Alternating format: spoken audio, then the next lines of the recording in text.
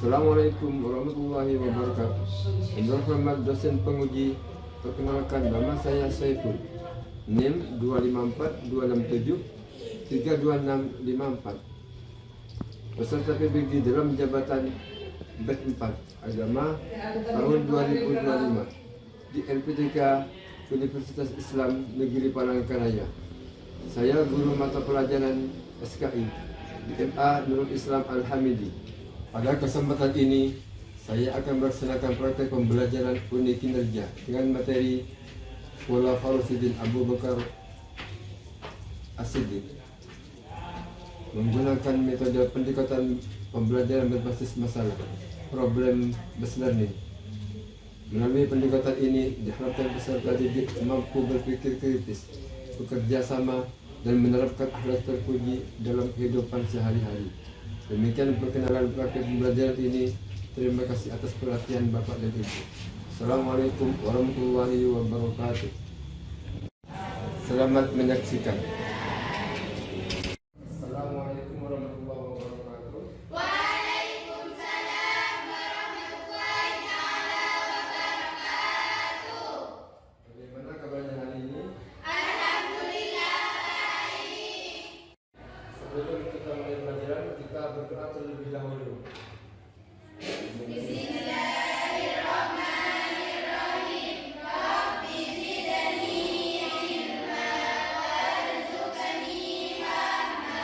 Rabbi shrah li sadri wa yassir lisani yafqahu qawli. Allahumma nawwir qalbi binuri hidayatika kama nawwartal arda binuri syamsika birahmatika ya arhamar rahimin. Nawaitu ta'alluma li'ihlali kalimatillahi ta'ala.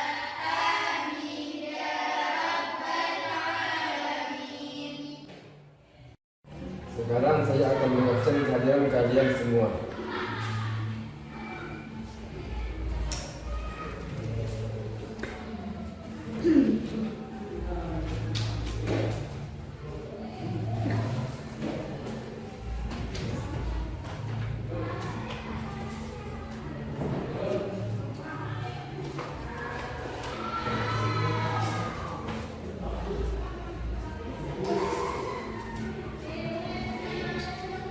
Dewi Rizka Olivia, ya.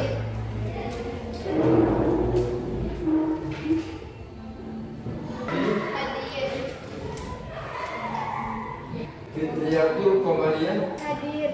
Rismatus Sandia,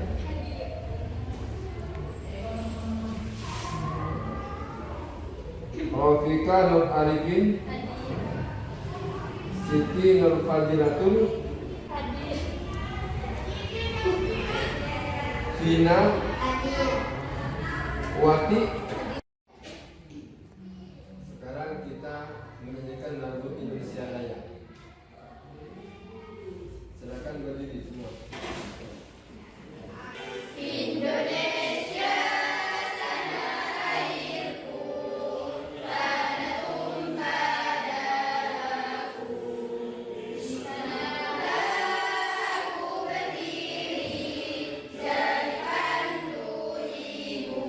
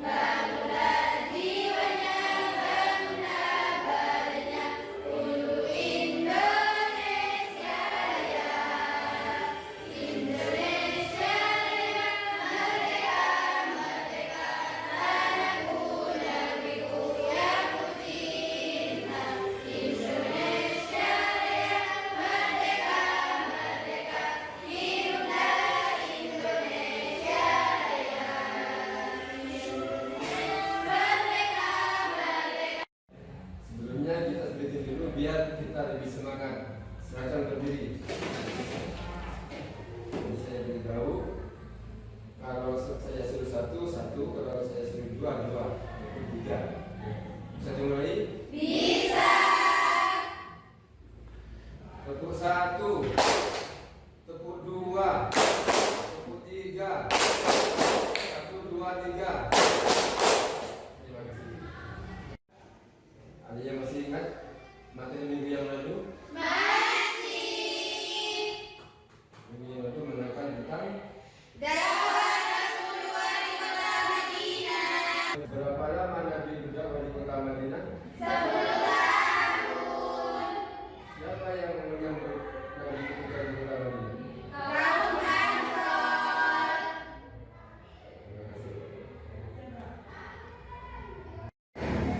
Pada materi hari ini kita menjelaskan tentang Khalifah Abu Bakar As-Siddiq.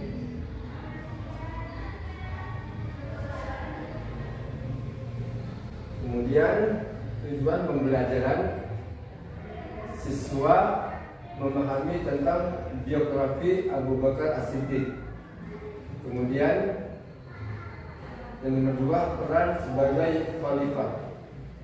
Yang nomor tiga, tentang keteladanan beliau. Simak video tentang kisah Abu Bakar As-Siddiq.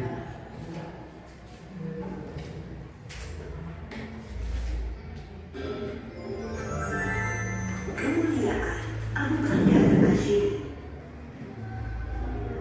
Abu Bakar bernama asli Abdullah, lahir di Mekah 2 tahun 2 bulan setelah kelahiran Rasulullah Shallallahu Alaihi Wasallam.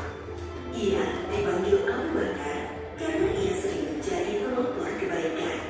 Abu berarti bapak. Selanjutnya disebut Abu Bakar.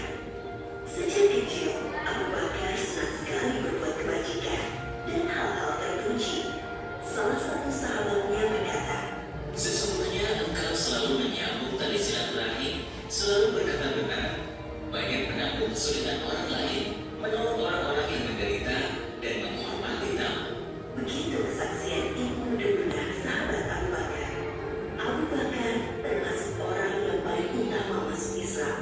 Ia adalah sahabat Nabi Muhammad SAW yang paling setia, mendampingi Rasulullah sejak masuk Islam sampai meninggal. Ketika Nabi Muhammad SAW berhijrah dari Mekah ke Madinah, Abu Bakarlah yang menemaninya. Pada saat itu, Kamis 27 Safar tahun, beliau mengabarkan kepada Abu Bakar bahwa Allah Subhanahu wa Ta'ala telah mengizinkannya untuk hijrah ke Madinah. Setelah memastikan rencana hijrah, Rasulullah SAW pulang ke rumah sambil menunggu waktu pasangan. Mereka berniat akan membunuhnya. Setelah lewat tengah malam, mereka meyakini inilah cara terakhir untuk menghentikan Rasulullah berdakwah kepada Islam.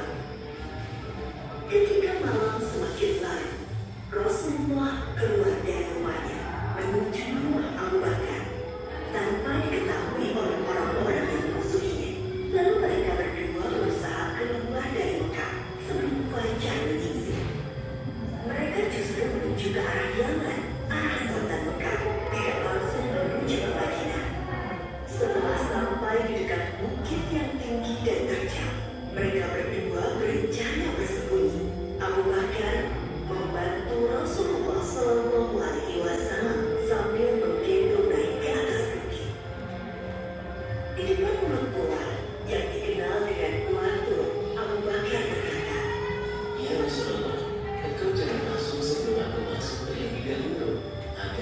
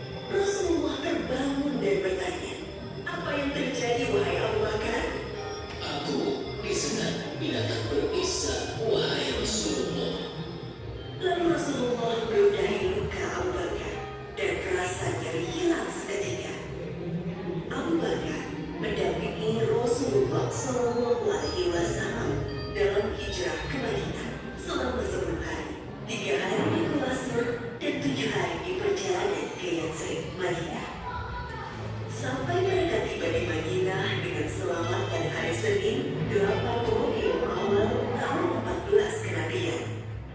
Abu Bakar, seorang yang pemberani. Ali bin Abi Thalib berkata, Ketika perang Badar, kami mendirikan tenda untuk Rasulullah SAW. Lalu kami bertanya, siapa yang bersedia mendampingi Rasulullah SAW agar tidak ada musuh yang bisa mendekatinya? Demi Allah, tak satu pun dari kami yang maju selain Abu Bakar. Abu Bakar juga seorang yang sangat dermawan. Putri Abu Bakar, Aisyah menceritakan, ketika masuk Islam, Abu Bakar memiliki 40.000 dinar emas. Ia menginfakkan seluruh hartanya itu. Orang-orang, kami berpemilih Abu Bakar, lalu Umar, lalu Utsman, dan terlihat Rasulullah SAW tidak menentang hal itu. Abu Hurairah berkata, Rasulullah SAW bertanya, siapa di antara kalian yang puasa hari ini? Abu Bakar menjawab, Aku. Rasulullah SAW bertanya lagi, siapa yang ikut mengantar jenazah? Abu Bakar menjawab, Aku. Rasulullah SAW bertanya lagi, siapa yang memberi makan orang miskin hari ini? Lagi-lagi Abu Bakar menjawab, Aku.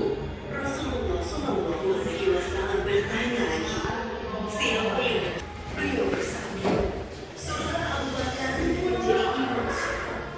Sebagian ulama sahabat memahami bahwa perintah ini adalah petunjuk Nabi Muhammad SAW bahwa Abu Bakar adalah sahabat yang paling utama. Rasulullah juga pernah berpesan kepada Bilal sahabatnya, wahai Bilal, jika waktu sholat telah tiba dan aku belum datang, mintalah Abu Bakar menjadi imam. Oleh karena itu, setelah Rasulullah SAW wafat, Abu Bakar dibaiat sebagai pengganti pemimpin umat Islam. Ia menjabat sebagai khalifah selama sekitar 3 tahun. Selama memimpin kaum muslimin, Abu Bakar telah banyak memberikan karya-karya penting bagi perkembangan Islam dan kemajuan kaum muslimin.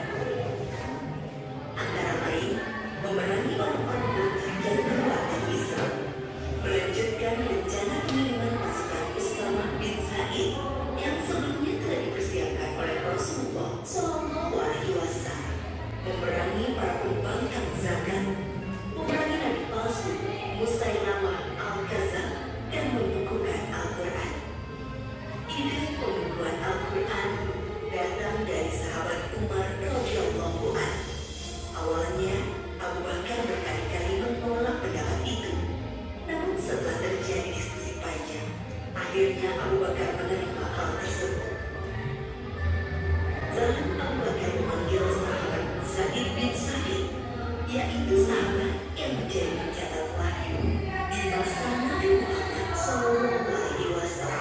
Dia bercerita kepadanya, Sesungguhnya Umar telah mendatangiku dan ia berkata kepadaku, banyak sahabat menghafal Al-Quran yang gugur dalam perang Yamamah, yaitu perang melawan Musailamah al-Kadzdzab, sang nabi palsu dan pasukannya. Aku khawatir peristiwa serupa juga menimpa para guru, para penghafal Al-Quran dalam peristiwa lainnya. Akibatnya akan hilang sebagai pesan dari Al-Quran. Wahai Zaid, engkau anak muda yang cerdas. Kami mempercayai sepenuhnya bahwa engkau juga juru tulis wahyu Rasulullah. Jadi, carilah ayat-ayat Al-Quran itu, lalu kumpulkanlah.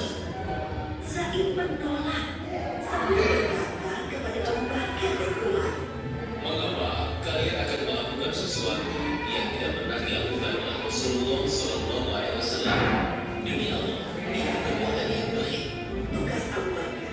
Zaid mengulangi penolakannya Tidak, sambil bergumam, andai kata ia membebaniku untuk memindahkan sebuah gunung, itu jauh lebih ringan daripada perintahnya menghimpun ayat-ayat Al-Quran.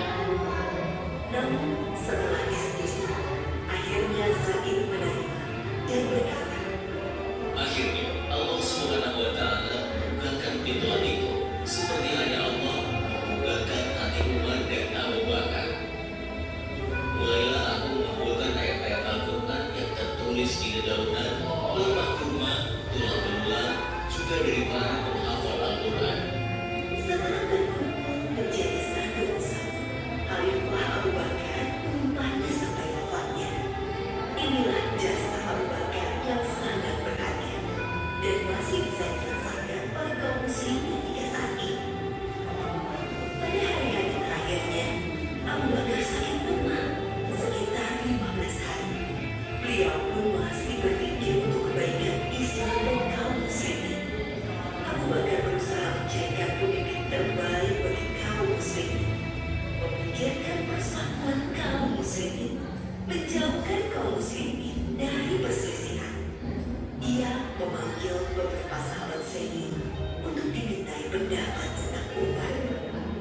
Ia juga meminta Utsman bin Affan untuk menuliskan surat wasiat, lalu memberinya jam stempel dan membawanya keluar untuk dibacakan kepada kaum muslimin agar mentaati keputusan Abu Bakar dan menetapkan Umar bin Khattab sebagai penggantinya memimpin umat Islam. Aisyah, putri Abu Bakar, berkisah pada penghujung usianya, Abu Bakar bertanya kepadanya, Pada hari apakah Rasulullah Shallallahu Alaihi Wasallam wafat? aku menjawab, pada hari Senin. Dia berkata, Semoga aku meninggal antara saat ini dan malam. ternyata ia meninggal pada malam Selasa dan dimakamkan sebelum subuh. Abu Bakar adalah sahabat sekaligus murid dari Rasulullah Shallallahu Alaihi Wasallam. Ia mencontohkan bagaimana seharusnya sikap seseorang kepada sahabatnya dan murid kepada gurunya, yaitu rela menemani dalam suka dan duka, siap membantu dan menolong dengan harta, tenaga, waktu, bahkan jiwa, dan selalu berusaha menghormati, memuliakan, dan melindungi kehormatannya. Seseorang akan selalu dikenang baik jika ia telah berkarya untuk kebaikan umat manusia. Dan sebaliknya, ia akan dikenang buruk jika ia berlaku jahat bagi manusia. Oleh karena itu, hendaklah kita beramal baik sebanyak-banyaknya. Kebaikan umat Islam dan kaum muslimin atas dasar iman kepada Allah akan menjadi jannah, pahalanya terus mengalir meski seseorang telah meninggal dunia.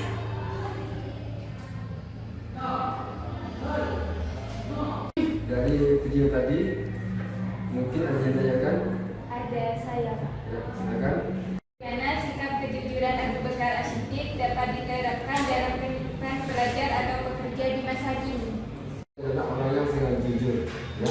Ini kalau misalnya dikaitkan dengan sekarang, nanti semua itu tidak boleh mencontek, ya, ataupun tidak boleh memasukkan data, ataupun juga harus berkata jujur, ya, itu prinsipnya kalau misalnya dikaitkan dengan sekarang. Ada lagi? Ada. Ya, silakan. Apa relevansi hubungan kepemimpinan Abu Bakar As-Siddiq sebagai khalifah dengan kepemimpinan saat ini? Jadi kepemimpinan Abu Bakar itu orang yang jujur dan juga tugas. Kalau misalkan dikaitkan dengan sekarang, maka seorang pemimpin itu harus merakyat. Artinya apa? Harus menegakkan terhadap keadilan yang ada di negara kita ini. Ya kan? Ada lagi? Bagaimana kehidupan Imam Abu Bakar As-Siddiq dapat menjadi teladan bagi generasi muda saat ini? Jadi keturunan Abu Bakar itu sangat dikaitkan dengan keadaan sekarang ini, ya. Mungkin dari sikap tingkah laku, baik itu dari perkataannya ataupun yang lainnya. Terima kasih. Silakan ada lagi. Saya, Pak. Jadi kita ini tidak semena-mena terhadap tenggang rasa ataupun satu sama lain. Jadi sama-sama kita saling menghormati antara satu dengan yang lainnya. Terima kasih. Kami akan memberi tugas kelompok untuk dikerjakan. Ya. Kadang kita tentukan tentang permasalahan kalian ini apa, terus kalian langsung menjawabnya. Kami akan memberi tugas kelompok bagi kalian tentang, dan juga tantangan utama tentang pada masa pemerintahan Abu Bakar. Kemudian kebijakan strategis dan tindakan Abu Bakar. Yang ketiga, ataupun hasil dampaknya, ya. Kalian tinggal tentukan nanti.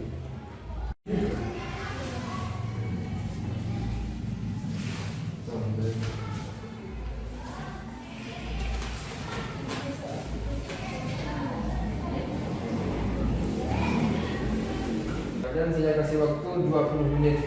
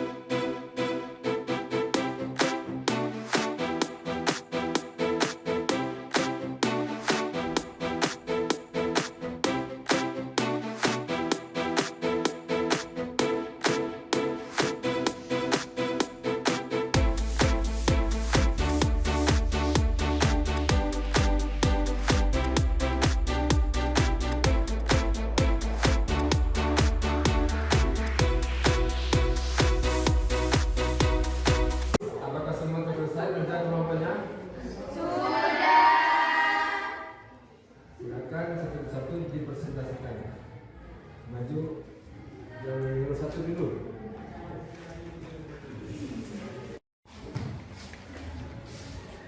Assalamualaikum warahmatullahi wabarakatuh. Waalaikumsalam warahmatullahi taala wabarakatuh.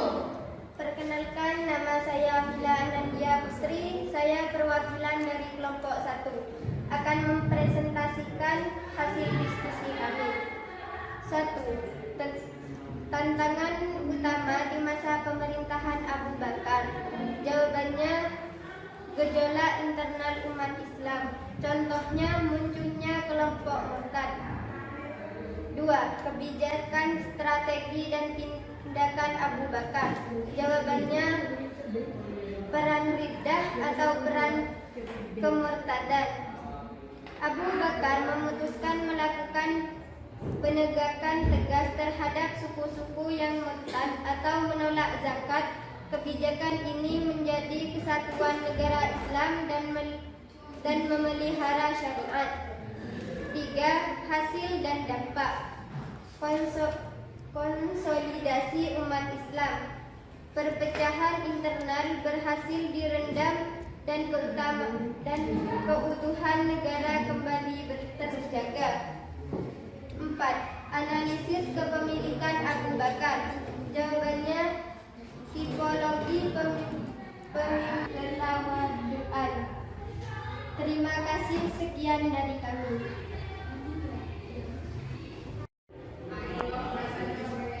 Selanjutnya silakan kelompok 2 maju.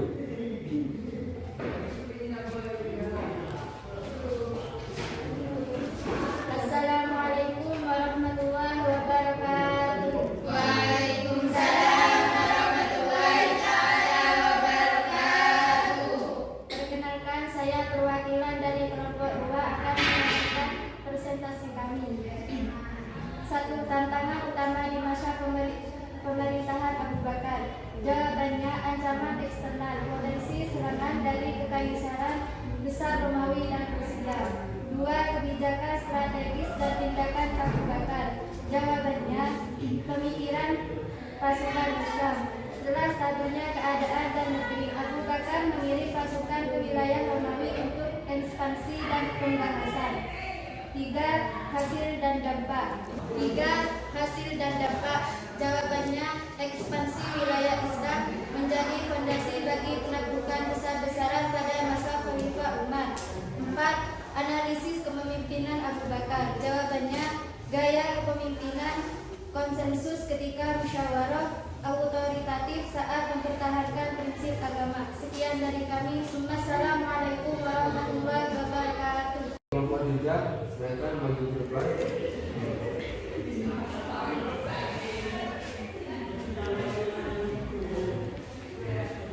Assalamualaikum warahmatullahi wabarakatuh. Waalaikumsalam warahmatullahi Wabarakatuh. Perkenalkan, nama saya Rafika Alifin. Saya perwakilan dari kelompok 3. Saya akan mempresentasikan hasil diskusi kami. 1. Tantangan utama di masa pemerintahan Abu Bakar. Jawabannya, kekosongan pusat kepemimpinan. 2.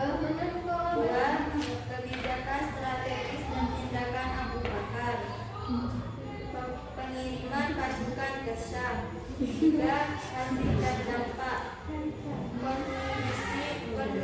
Konsolidasi umat Islam. 3. Analisis kepemimpinan Abu Bakar. Prinsip strategi. Assalamualaikum warahmatullahi wabarakatuh.